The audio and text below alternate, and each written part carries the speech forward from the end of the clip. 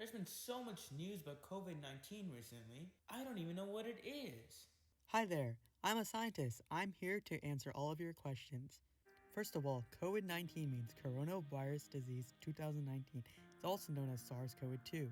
Why is there a 2? There was a previous coronavirus known as SARS-CoV-1, and it caused the deaths of 774 people, while SARS-CoV-2 has led to the deaths of 450,000 people. To understand the difference between these two viruses, we have to first go over the basics of virus infection.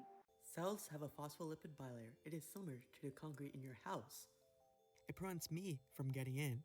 Though, I can access your house from different access points, which would be proteins in a cell. Some are open, like some open windows. Some might be closed off, unless you have a proper key. So what does this have to do with the coronavirus? Well, the coronavirus infects your cells through an interaction of the spike protein and the ACE2 protein, commonly found on the phospholipid bilayer of lung cells. This causes SARS, severe acute respiratory syndrome, a disease where people can't breathe due to lung cells being destroyed. Wow, that's scary. What's the difference between SARS-CoV-1 and COVID-2? I'm getting there. Proteins are made up of units called amino acids. The R groups make an amino acid hydrophilic, hydrophobic, and charged. These properties dictate the nature and folding of the protein. Let's play a game of Spot the Difference.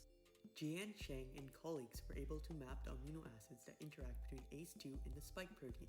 We see the amino acids in SARS-CoV-1 has no interaction with the ACE protein, like SARS-CoV-2, due to the change in amino acids. This causes SARS-CoV-1 to be less infectious.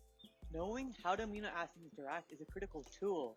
So how does knowing this help create a cure?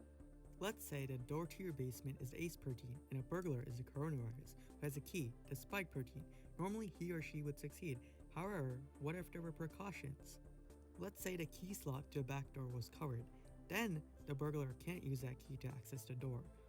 Or what if the burglar saw another door that they could access, and when they tried to access it, they found that the door did not lead to the entrance to your house, and when they tried to leave, they got stuck. So what does this have to do with a solution?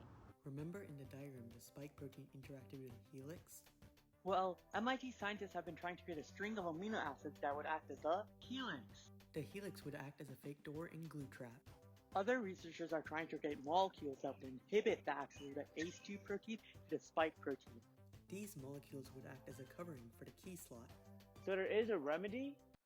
Precisely. Scientists are still trying to create solutions, even though a vaccine might take some time. So, think like a proton and be positive. Tackling the world's biggest problems doesn't happen in a day, so continue to be curious, since your questions lead you to a solution.